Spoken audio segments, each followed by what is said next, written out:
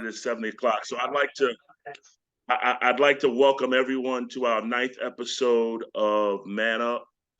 Today I have Pastor David Broadus of Strong Tower, a brother of ours who's his church is in Clayton. And I really appreciate him coming on today. Just two things, as we always say.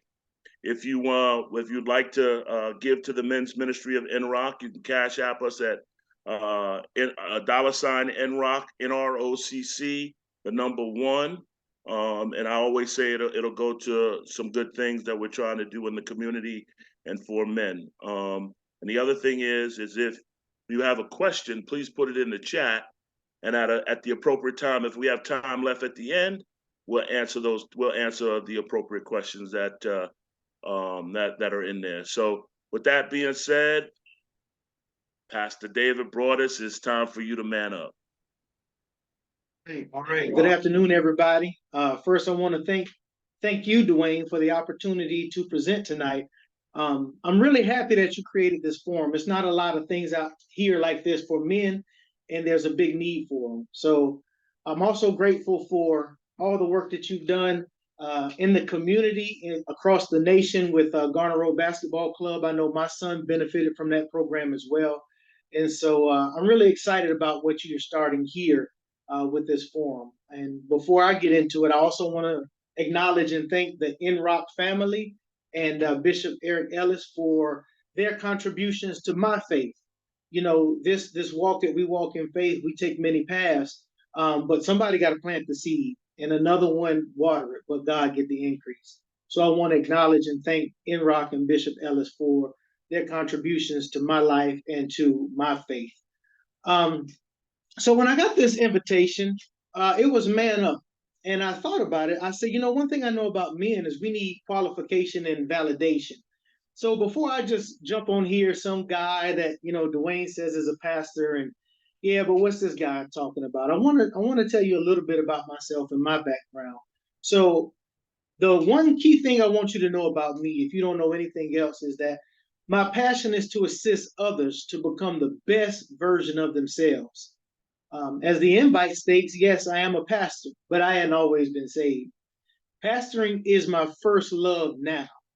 But I'm also an executive in the business world. I've worked with Fortune 500 companies, small businesses, and everywhere in between.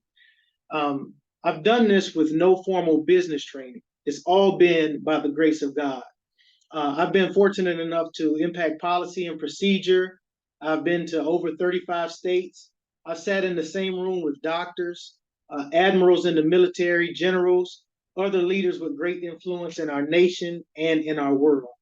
And it's from these experiences, not just in the church and by faith, but these experiences in my secular career as well, that I want to encourage you on what I think it means to man up. So as I thought about this thing, I first ran across this scripture. Of course, the Bible is always going to be my basis. I'm a pastor. And it was a relational scripture. It's a father speaking to his son. We're talking about King David. As King David was preparing to die, he spoke with his son Solomon, and he encouraged him like this. In 1 Kings chapter 2, verse 2, he said this. He said, I go the way of all the earth, which means what's going to happen to me is what's going to happen to all men. I'm going to die. But then he says, be thou strong, therefore, and show yourself a man. This verse, while short, it was instrumental to me concerning manhood. It showed me a few things about what it meant to be a man. But the primary thing that I wanted to pull out for tonight was that I saw the importance of instruction and validation to men as it relates to their accomplishments in life. In this verse, we saw a father, a man of position, a king, an accomplished man pouring into his son. He didn't point out negatives or weaknesses. He didn't say, look at me and beat his chest. I've got it all together.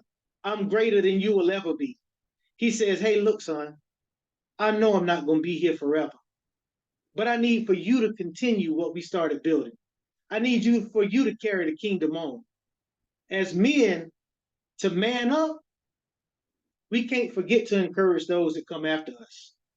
We can't make it all about us. The most impactful way we can do that is to demonstrate the best version of ourselves to the people who are coming after us, so that when it is our time to exit, to move on to the next stage, or even to leave this life, and it's their time to step out, we have confidence that what we have instilled inside of them will grant them the ability to become men and not big kids. Because we can only instruct others to go and be men if we've demonstrated an example of what true manhood is to them.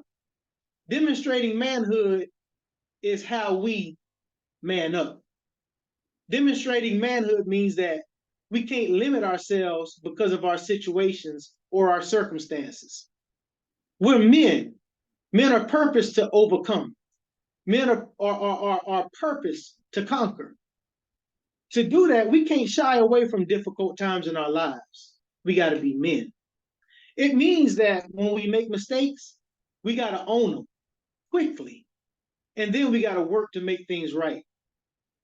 See, the men that we're upping, we're manning up, right? So the men that we're upping, they need to see us do that so that they don't grow senses of pride, ego, and entitlement that overshadow everything positive that they're doing. But not only that, it also means that we can't belittle or blow off our accomplishments either. So many times we're foot to the grind that we forget to celebrate our accomplishments and what we've done for those who love us. So the men that we're upping, they need to see us celebrate so they can establish and maintain hope in what they learn from us too. When we do that, they can believe that they can accomplish great things because they've had a model.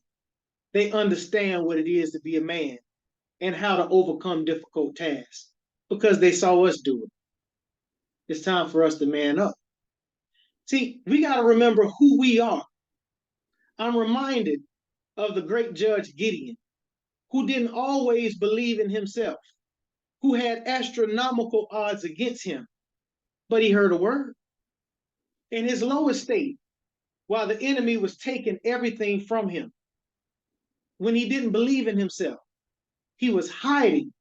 But in this state, it was the voice of God that reminded him of who he was. Judges 6:12 told us this. He just said, and an angel of the Lord appeared unto him and said unto him, the Lord is with you, mighty man of valor. At that time, Gideon was far from a man of valor, but God did not deal with how he was acting. He dealt with his purpose. Gideon was found hiding in fear, but with this reminder, he was transformed from a weakling, from a coward, from a grown boy to a mighty man of valor. Purpose to overcome oppressors and to reclaim the promises of God to his family. As men, sometimes we get beat down by the world, but to man up, we got to hear and believe that we were not intended to stay in that beat down state for long. We got to man up. We got to go and face, and we got to go and conquer opposition that takes us away from what we were purposed to do. It's not just our purpose, it's our calling, it's our charge, it's our direction, it's our instruction, and it's our validation. So I want to encourage y'all. When you accept this call to man up, to show yourself a man, to walk upright, to turn down your plate, to resist temptation, to do the things that's going to make it better for you and your family, to become a man of valor, I want you to know something. It'll require you to be just that, a man of valor, and show yourself a man. But what does that mean? Paul spoke about this to the church of Corinth. It's real easy. 1 Corinthians 13:11. This is what he told them. He said, when I was a child, I spake as a child. You know how that goes. When somebody make you mad, you forget all your common English and common sense, and all you know is cussing, fussing, loud discussion. But when I was a child, that's how I spoke. I understood as a child. When you get me, I got to get you back. I thought as a child. But when I became a man, that's when I put childish things away. See, there comes a time where we have to transition our minds and put away childlike things. This simply means that as men, we can't be enticed by things that entertain us only. We can't waste time with things that entertain but don't edify. You'll starve to death. We must learn to prioritize and handle things in our lives that impact those around us, those that matter to us. To do that, we got to have a moral compass and stand on the things that we know are right, not stand on who we like. Let me say that one again, because that's society now. We, as men, we got to stand on what's right and not who we like. We got to stand on things that represent our families, our neighborhoods, our employers, and our God will. We can't be driven to and fro by promises of candy and cars and clothes and pleasures and treats. At some point, you got to eat your vegetables. At some point, we got to live a life dedicated to the things that are bigger than us. Manhood is giving of ourselves so that those we're attached to benefit from the sacrifices we made and the paths that we paid. That's a demonstration of love.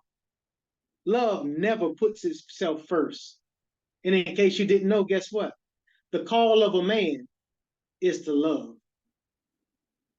Finally, brothers, I think my time is a little bit short, but I want to encourage you. You're not alone when you make this stand to man up. I want you to know something. It'll draw those that are purposed to assist you on this journey. It'll draw those that have the resources you need to overcome because it's God's will. But I also want you to know it's going to draw those who are purposed to pull you off your path as well. There's an enemy out there that doesn't want to see you accomplish what you were purposed to do. So I want to leave you with this. I promise every man on this call, some of you I know very, very well. Some of you I met once. Some of you, this is an introduction. But if you on this call and you under my voice, I want you to know something. I'm in your corner. I'm praying with you and I'm praying for you. I want to see you win. See, I believe in things that are bigger than me. I know one day I'm going to have to go the way of man. So there got to be another to carry this thing forward. And so I hope that something was said to help you transition up. Remember, you got a charge. Remember, you represent a household. Remember, you got to show yourself a man. Remember, even if you're down right now, God still call you a mighty man of valor. So no matter what stage of manhood that you're currently in, I'm praying for you. I'm praying with you. I'm going to leave you with this reminder, and then we'll open it up for questions. I think we might have a little time. As Jesus spoke with his disciple, Peter, the one he charged with carrying on and leading the church, he did just exactly what we did tonight. He warned him of danger. He encouraged him that he would overcome the danger. And he left him with a charge. He said it like this, Luke chapter 22, verses 31 and 32. And the Lord said, Simon, Simon, behold, Satan hath desired to have you, that he may sift you as wheat. But I have prayed for you, that your faith fail not. And when you are converted, strengthen your brother. See, manhood is not just about you overcoming. It's about you not forgetting who's coming after you. I pray for you that your faith fail not. And when you converted, when you go from boy to man, when you man up, when you are converted into the man of valor God purposed you to be, don't forget to go back and strengthen your brother. So I encourage you all today, be vigilant. There are those that come to capture your imagination and to distract you with a false reward. I'm praying for you that you maintain your focus, that you overcome, that you see victory, that you don't run from the challenge, but that you man up. But I pray for you also, I charge you, take on manhood, which means dedicate to uplifting somebody else. As you overcome, show another the way that you got over. Strengthen your brother that they may man up too. As men connected, dedicated, and unified, I am absolutely sure that we will win. So what does that mean? It's time to get out of entanglements. It's time to become who we were purposed to be. It's time for everybody on this call to hear the charge, and it's time to show yourself a man. Simply put, it's time to man up. That's what I have for us today.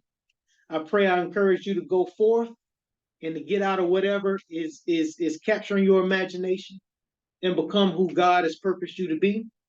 Listen, I there's no way that I'm supposed to be on this call talking to you. But God made a way. So as I take on the charge to man up, I know you can do it too. So let's help each other and let's overcome what come against us, that we all see the benefit in our communities and in our families. And that's it for today. Thank you, Dwayne. I appreciate you. Hey, thank you so much, Pastor David. I got one thing. I actually, it's two things, and if we have time, we'll get into the second one. But the first one, I've asked this question of a couple of our different guests, previous speakers, is, you know, when you think about your 16-year-old self, your young man self, right, and then you think about, you know, who and what you are today. What would you have told yourself back then to be? You got the question? What would you have told yourself back then, based on your life? So me, I would have told my 16-year-old self, don't stress yourself. It's gonna be all right. You're gonna win. I was so driven to become something that I never thought I could become, that I took on a lot more than I was purposed to take on. And because I hadn't transitioned to manhood, I had the pride that wouldn't allow me to ask for help. So if I could go back to 16, I would tell myself, don't stress out. Use your resources. The team gets the trophy. You're a champion when you're part of the team. There's no valor, there's no glory in doing it yourself and losing.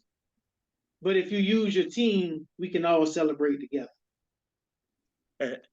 And one quick question, and you kind of mentioned it throughout your talk, is talk more directly about men manning up when it comes to their women and their relationships with their women, their wives and their significant others, being women. So men is very important how we deal with our women.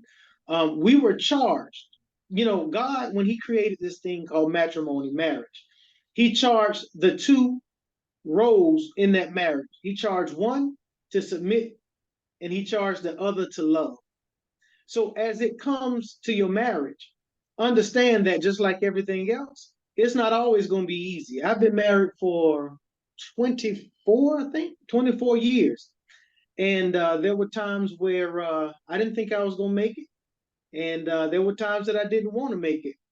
But the one thing I remember is my charge was to love her. I didn't like her at times, but my charge was to love her.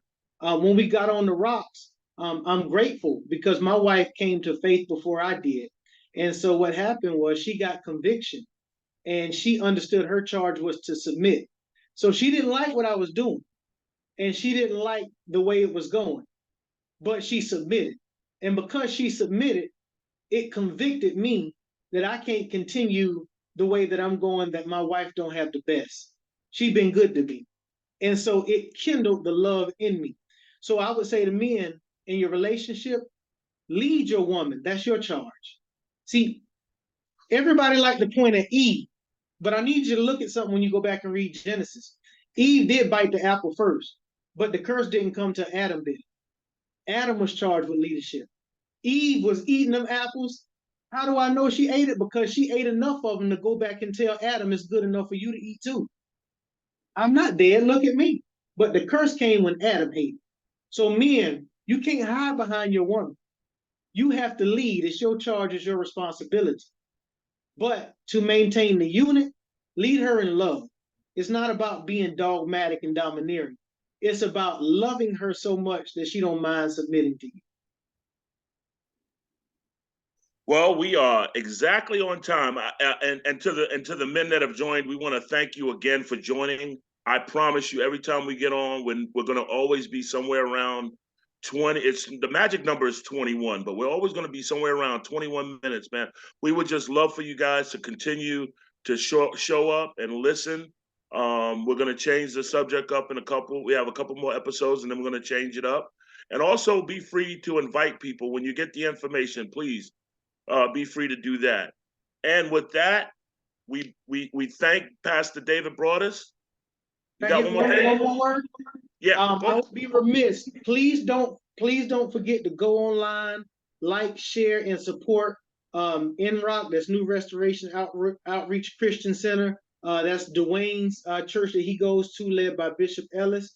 And then also too, if you get some time, please go to Facebook, Instagram, and like, share, check out Strong Tower Christian Fellowship, or you can find us on our website also at strongtwr.org. Thank you, everybody. Thank you, Dwayne. Love y'all. Man up. Y'all gonna win. With that, everybody have a good night. I'll see you for the next one. God bless.